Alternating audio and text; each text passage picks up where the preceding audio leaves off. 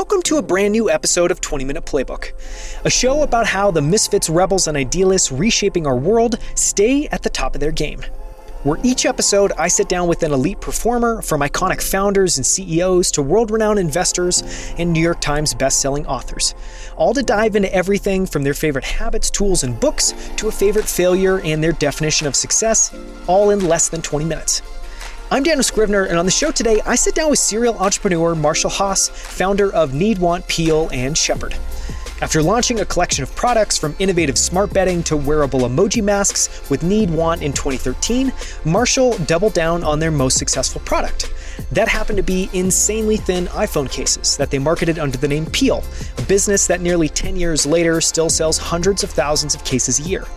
His most recent venture is Shepherd, where he helps companies around the world hire the best emerging talent from the Philippines. To learn more about Marshall, visit marshallhaas.com. That's marshallhaas.com. And you can also find him on Twitter at Marshall, but this time with one L, so Marshall. For links to everything we cover in this episode, as well as our favorite lessons and takeaways from Marshall, visit outlieracademy.com/66. Let's jump in with Marshall Haas, founder of Need, Want, Peel, and Shepherd.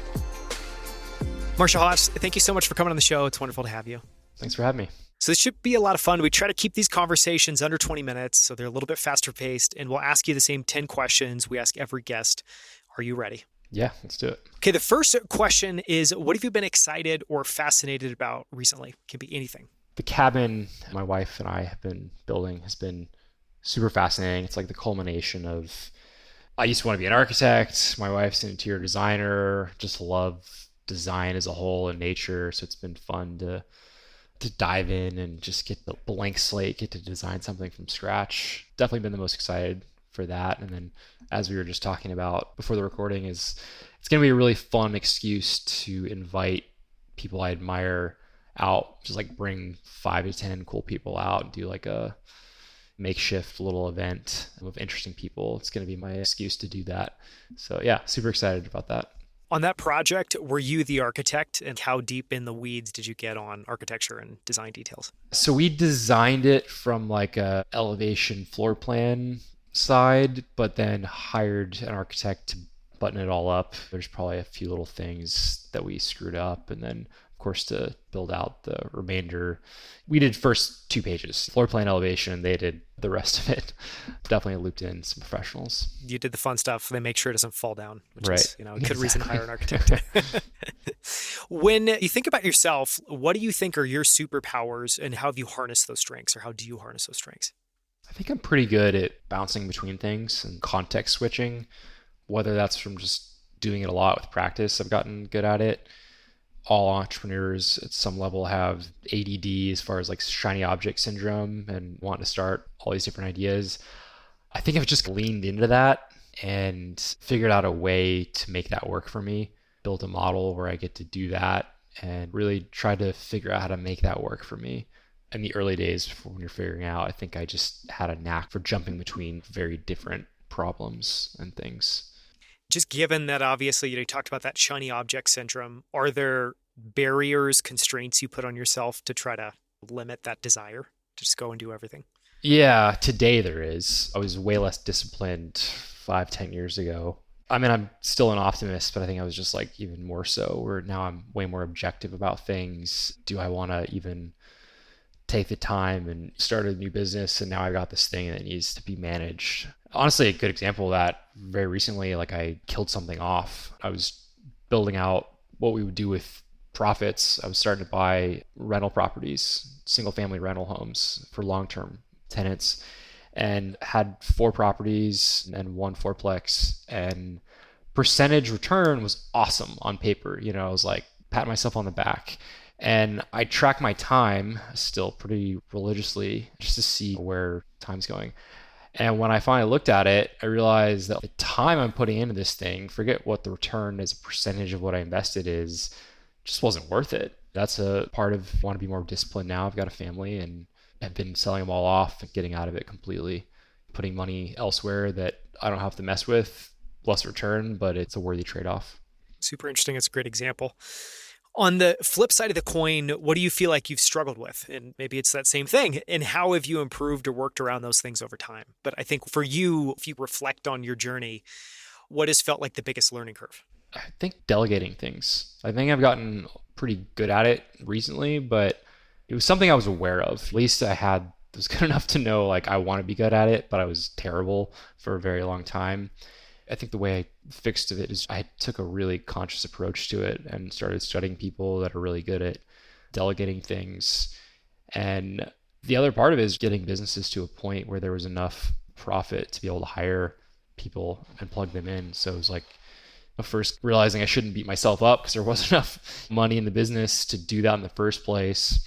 Realizing this is a means to an end. So let's get it to this point. Then I can plug in maybe a operations person or something. And then you track it down far enough down the line is bringing on a general manager or eventually a CEO into something.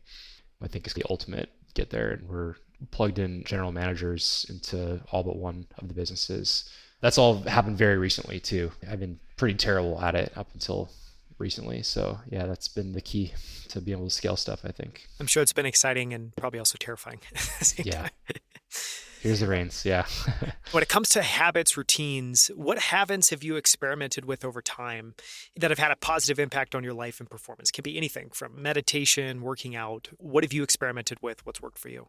Yeah, I think just sticking to a regular routine as far as exercise, getting enough hours of sleep in the night, going to bed at a consistent time, waking up at a consistent time, and eating healthy, back to basics kind of stuff, by far has had the biggest quality of life improvement and just feeling sharp in everything. And I didn't used to be disciplined when it came to that kind of stuff. Before I got married, I had an artist schedule, sloppy bachelor schedule, however you want to frame it, but just like dive into a problem, 12 hours later, realize I'm moments from death. I need to eat something, stay up all night, sleep in all day, take 24 hours off, see a friend, then go back, all of that. I was terrible at consistency and schedule. And then meeting my now wife and being married, that put some healthy schedule in place. She's quite healthy as well as far as food goes. So that's been good for me. And then becoming a dad as well. Like you're up at 6, 7 a.m. every single day. And I've grown to enjoy that. That's consistency there in all aspects. I just feel sharp, for lack of a better word. We talked about it a little bit, but on the health side, what is your approach to diet, exercise, sleep, and how has that evolved over time? Is there anything novel there or anything you do religiously?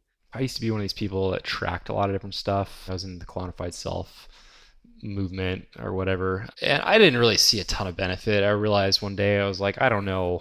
I'm not changing my habits when it comes to sleep, knowing that I got 7.5 versus 8.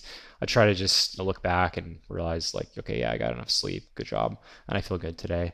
I don't necessarily think I have a good answer for that. I think the one weird thing that I do is I track my time. I'm in an industry, none of our businesses, we bill by the hour or anything like that. But just for me, nobody else in the company, we require to do this. I just track my time. I've got a little Harvest app going. I just tag what I'm in. Am I working on Peel? Am I doing like personal finance stuff? Put like opening snail mail and stuff and like miscellaneous. Am I working on the cabin? Just kind of those buckets. And then I'll look back and how much time do I work in a week, in a month, in a year? And then how much time am I putting in each of these businesses? And honestly, that was the reason why I realized I should sell off those rental properties. So that's the one thing that I do look back on, and I do adjust my life based on what I see. Yeah, super interesting. On the idea side, what books and podcasts have had a striking impact on the way you think? And we talked before about some of those early inspirations, like 4 Hour Workweek, Rich Dad, Poor Dad. Is there anything more recent that's really shaped the way you think?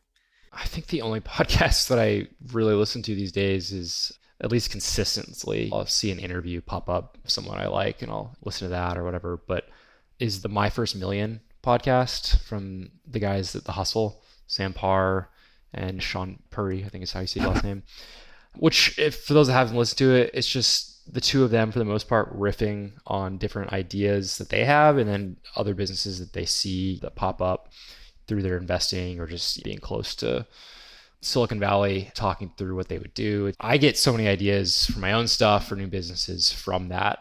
It's weird how hearing other people talk about ideas gives you your own ideas. Weird how that you start forming your own stuff as you're listening to someone talk about a totally different idea. That's been fun to flex that idea muscle on a regular basis and just hear how two others think through a lot of different problems and ideas. You're not the first person I know who really likes that podcast. Oh, yeah. It's a fan favorite. On the tool side, we talked a little bit about Harvest. What other tools do you use? And these can be anything. I think things, physical, digital, that you use to manage your work, tasks, time. Yeah. So Peel, we use Basecamp. Shepherd, we use Airtable and Slack. Culture of one versus another. They want to use Slack, use Basecamp, whatever. And all company tasks for Peel, are in Basecamp. And then the Ludwig is the boutique hotel we touched on. They also use Basecamp. So all company stuff are in those. All that lives there. And then I have like another layer for myself. Everything I'm going to do for the day as far as tasks go, whether they're for a certain business or my own personal tasks, pull it out of all those. And I use Todoist, just a really simple task management app.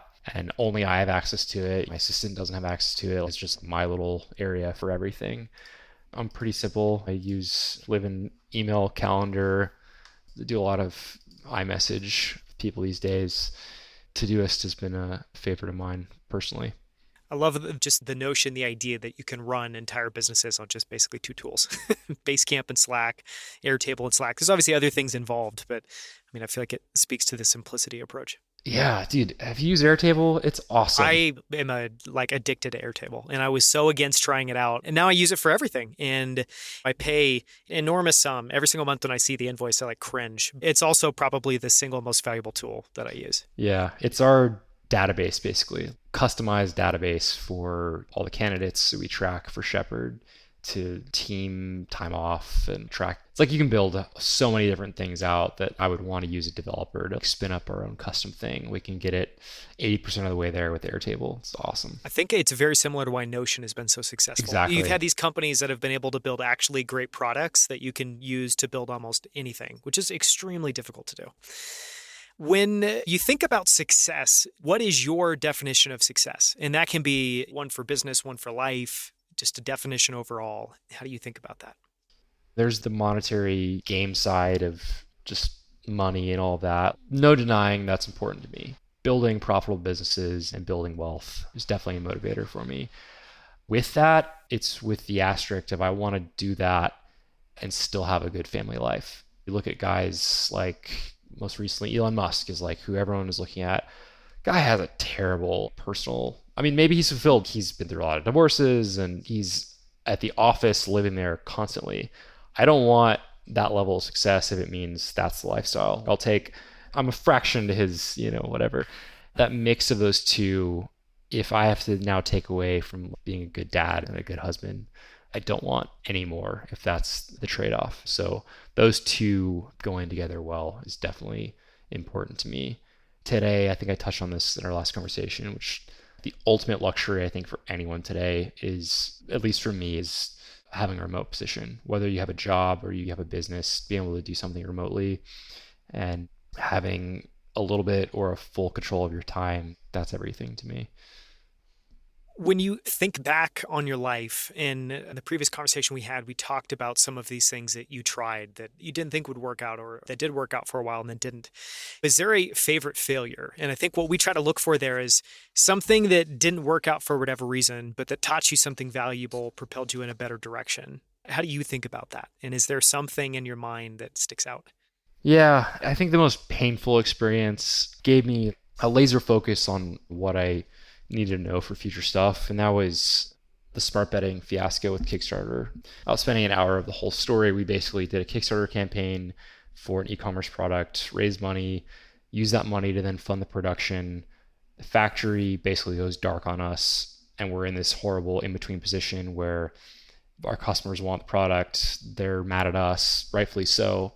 And we want to do it right and deliver and have integrity, but we don't have the funds. And then once we figured that out and had the business going, the margins on that business were quite bad. Both of those really put a spotlight on what's important of how you build a solid business, not betting the farm on any opportunity There was a lot of little things that we shouldn't have done back then that I don't have time to get into. But that business as a whole was very much one where sell something for $2 costs you $1 to buy more inventory of that same thing. You just couldn't grow with everything. And I've had the fortunate opportunity to see a lot of different businesses and be in a lot of different businesses. I've realized, oh, it's a lot easier over here to do this other thing if you set it up correctly. So yeah, I think I learned some pivotal lessons there around margin, solving long-term problems, and what does and doesn't matter as well. There's so many things that we do in business that you could not do it and it wouldn't affect anyone. You could stop doing it and nobody would complain. As far as your customers, they would get the same deliverables and nothing changes. And so all those different things I rattled off there, to me, have been huge lessons that I've applied to everything since that I've done. Yeah, super interesting. Last question. What are you most grateful for in this phase of your life? I think touched on it, which is the balance. I'm super happy where I'm at financially, but with the balance of the family life and having time to, my kids right outside my office door. When we're done with this, I'll get to go hang out with them for 30 minutes or, however long before he goes next nap and dive back into some work. That balance there and being able to see my family and be a dad and be able to take off if I need to for his doctor's appointment or one day his baseball game or whatever, I'm super, super grateful for. And I do not take for granted. I try to protect that at all costs. It's a beautiful way to end the interview. Thank you so much for the time, Marshall. This has been an incredible conversation. Yeah, thanks, man. Thank you so much for listening. You can find links to everything that we discussed, as well as the show notes and transcript for this episode at outlieracademy.com/66. For more from Marshall, listen to our in-depth conversation all about the lessons he's learned as the serial entrepreneur behind Need, Want, Peel, and Shepherd in episode 65. And visit outlieracademy.com to explore more incredible interviews with the founders of Rally, Titan, Superhuman, and Primal Kitchen, as well as New York Times bestselling authors and many of the world's smartest investors. From our entire team at Outlier Academy, we hope you enjoyed the show. I hope to see you right here next week on 20 Minute Playbook.